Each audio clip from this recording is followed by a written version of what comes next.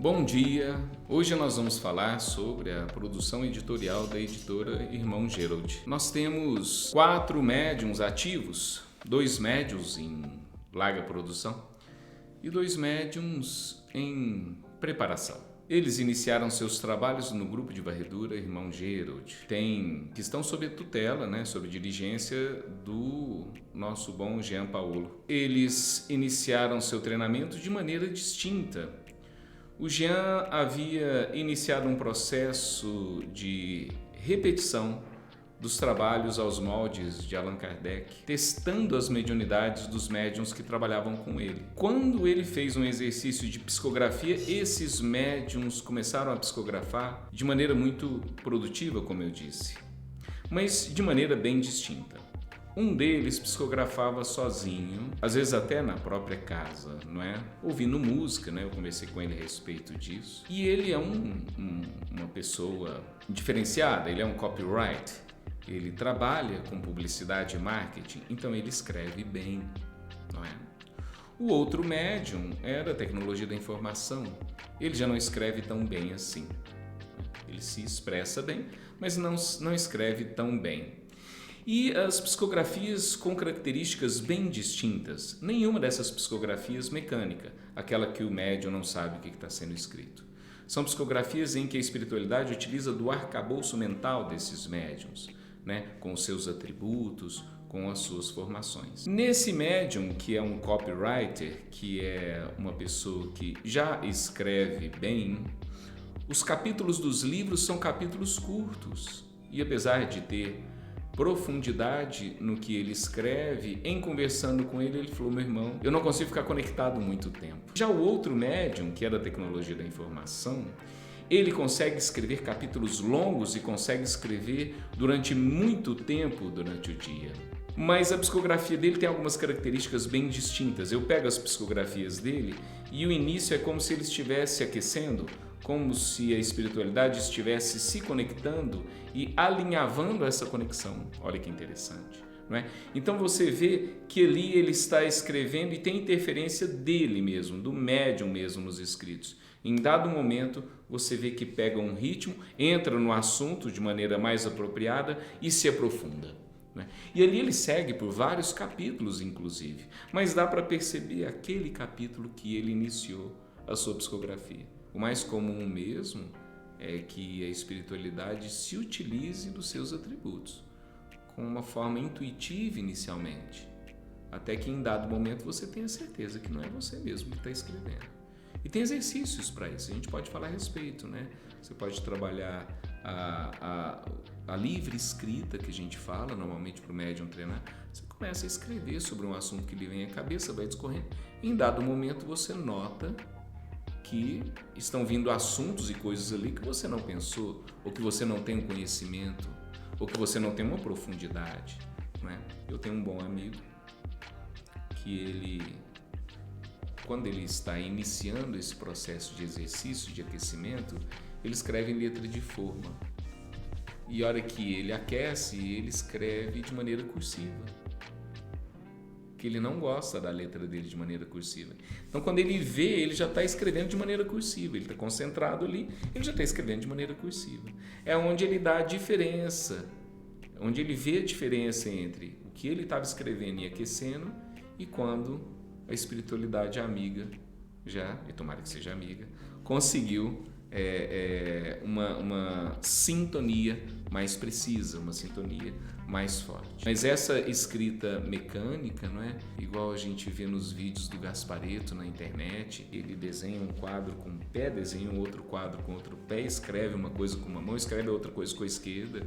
Isso é raríssimo, isso é raro, é muito difícil. Quando nós fomos começar com a publicação desses livros, isso foi feito de uma maneira um pouco amadora, As pessoas se reuniam, as pessoas do grupo de varreduras, do grupo Irmão Gerald, eles se reuniam e eles mesmos faziam o tratamento dos livros, colocavam na tela do computador e ali eles discutiam qual que era o melhor termo, a melhor escrita, E por ter muita proximidade com o Jean Paulo, nós somos muito amigos. Por ter muita proximidade, eu passei a ser dirigente de um segundo grupo quando esse grupo multiplicou E eu comentei com ele, assim, de uma maneira até informal, falei assim, olha, essa produção editorial de vocês está muito questionável, você me desculpa te falar, não tem um conselho editorial, não tem bem uma pessoa responsável, não é?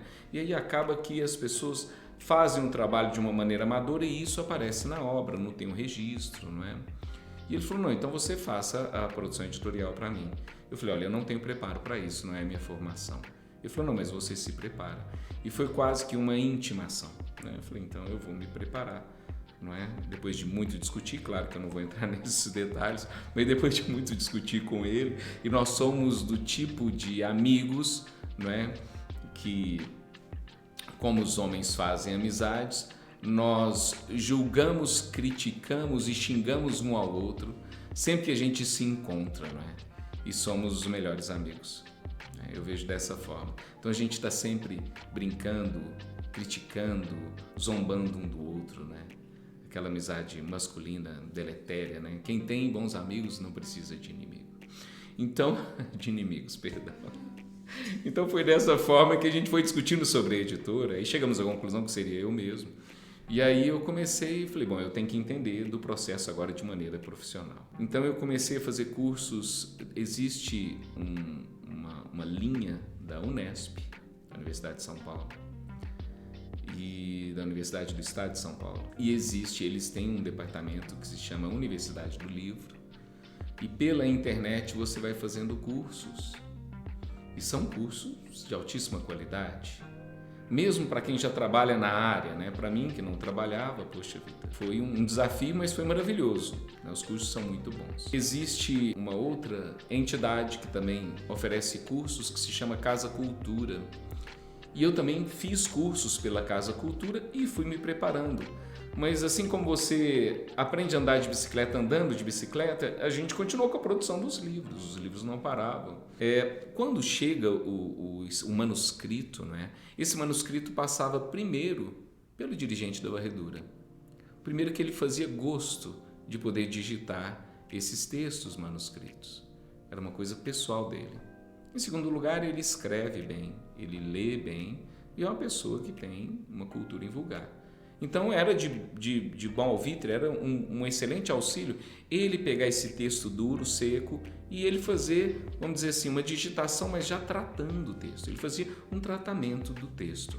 E aí vinha para mim, eu fiz curso de preparação de texto e aí eu vinha preparando, tirando aquele linguajar truncado, os vícios de linguagem, as repetições, as cacofonias, né? Tentando dar um ritmo, uma concatenação, um desenvolvimento do assunto. E aí a primeira preparação, então, com uma pessoa, que é o nosso publisher, o responsável pelas publicações na nossa editora, e depois vinha para mim, que comecei a trabalhar então como preparador. Apesar de trabalhar na produção editorial, eu era também o preparador do texto, mas já pegando em segunda mão, ele já tinha sido digitado.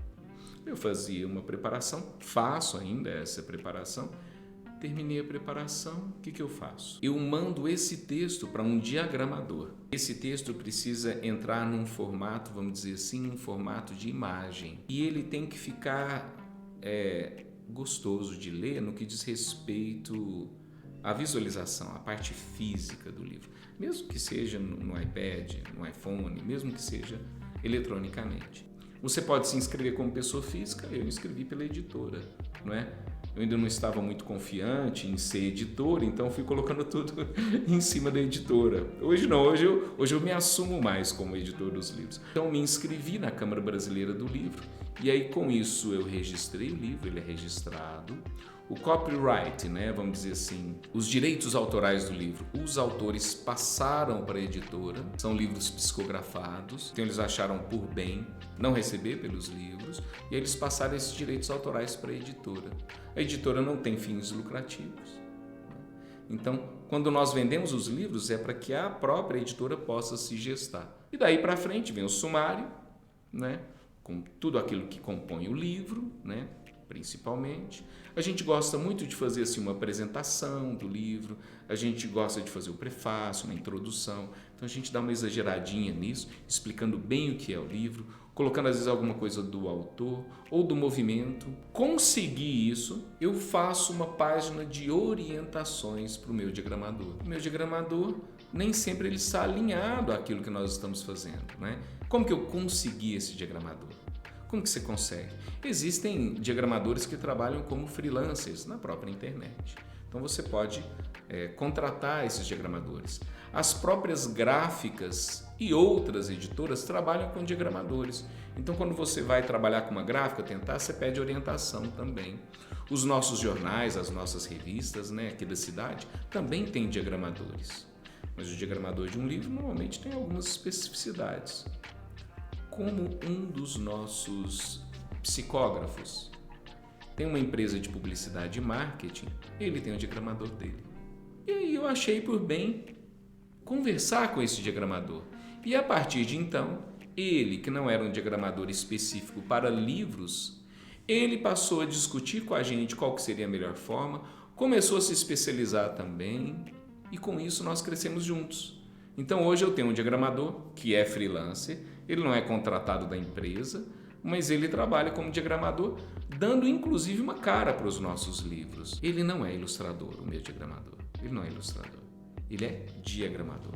Ele faz muito bem a capa, mas nós achamos por bem pegar um rapaz que trabalhava aqui com a gente já, o nosso Degrande, que é muito criativo, e começamos a pedir para ele fazer essas ilustrações para a gente.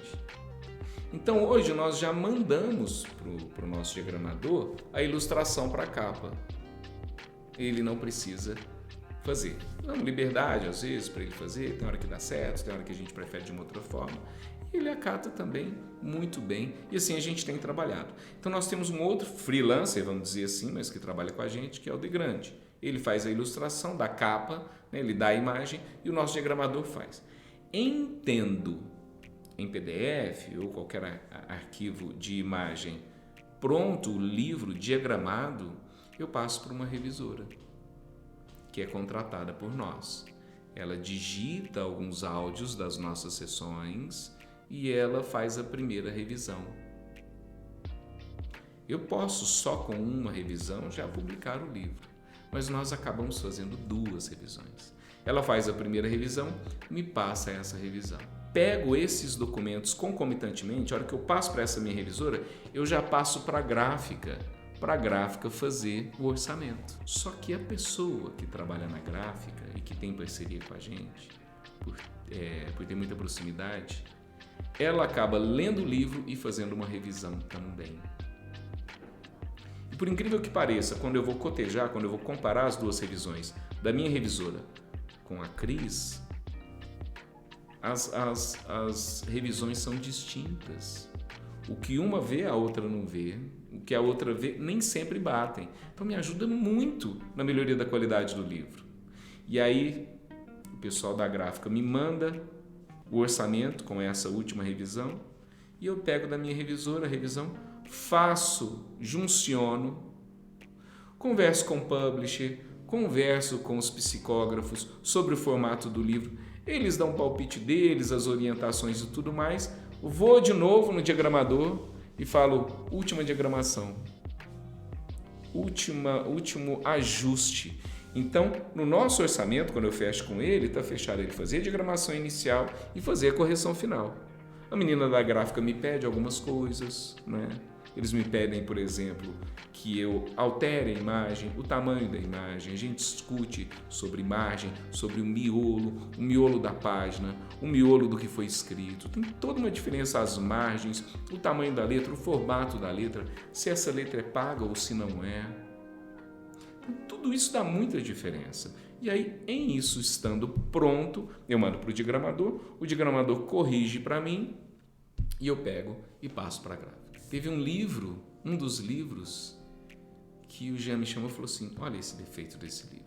Eu falei, poxa vida, mas que grosseiro, faltou uma letra na capa. Como que falta uma letra na capa? E aí eu entrei em contato com a gráfica e ela falou assim, olha que interessante você está me falando isso hoje. Eu estou fazendo a capa do último livro e faltou uma letra nessa capa. O seu arquivo não está com defeito. E a minha máquina também não. Eu falei, poxa vida, quem explica isso, né? E ela teve que refazer todinha a capa. Todinha. Eu até trouxe, porque nós fazemos os livros numa gráfica em Uberaba, a gráfica, editora e gráfica Vitória, né? Com o Luiz e com a Cris. E aí ela me deu as capas que ela já tinha imprimido, eu até mostrei pro Jean. Falei, olha aqui, ó, já estava entrando com defeito também, não é? E aí as pessoas vão ficando muito espíritas, né? Tem até uma piada recorrente que eu brinco, que é o Jean, disse que ele estava na Praça Tubal Vilela, alguém passou e falou assim, ô tio, você pode me dar um passe? E ele falou, chame seus irmãos, né, que eu vou te dar um passe. Não, tio, é um passe coletivo. Não, pode dar as mãos para os seus amiguinhos que eu vou dar um passe em vocês. Não é esse tipo de passe, né? Então a pessoa vai ficando muito espírita, né? E aí a gente já fica pensando, fala, poxa, como que falta uma letra num livro, né? No arquivo original não tem, na máquina onde está sendo feita a impressão a gente também não tem, né? Assim, não acho defeito. E faltou a letra, né? Talvez falta investigação aí. Agora, existe um outro processo para que a gente possa fazer os livros eletrônicos. Não é? Existem plataformas para você expor seus livros eletrônicos. Aí é um outro processo. Não é? Nós escolhemos publicar na Amazon. Como que funciona esse livro eletrônico? Ele é entre 50% e 40% mais barato do que o livro físico. Então você baixa o Kindle Create, coloca esses arquivos no Kindle Create. Ele tem a possibilidade de você trabalhar com os elementos pré-textuais, que aí você vai ter, por exemplo, lá eles colocam o título da obra, eles colocam uma página, que seria a página onde vai o copyright, mas dá para você colocar ali o conselho editorial, o contato, tudo direitinho, e aí já cai no sumário. Dá para você colocar prefácio, apresentação, introdução, pós-fácio. Então ele dá várias opções de elementos pré-textuais e pós-textuais, que já caem mais ou menos diagramados quando você vai pré-visualizar o texto. Então dá muito certo, não é difícil não. Então assim, hoje a nossa produção profissionalizou, está dando tudo certo, os livros, né, estão numa produção vultosa, esses 2 médiums trabalhando bem, outras 2 médiums em preparação, uma delas já inclusive entrou em um dos livros, não é? E aí eu posso vir aqui para falar dos livros um outro dia, que eu acho que é um assunto também interessante. Acho que foi, né?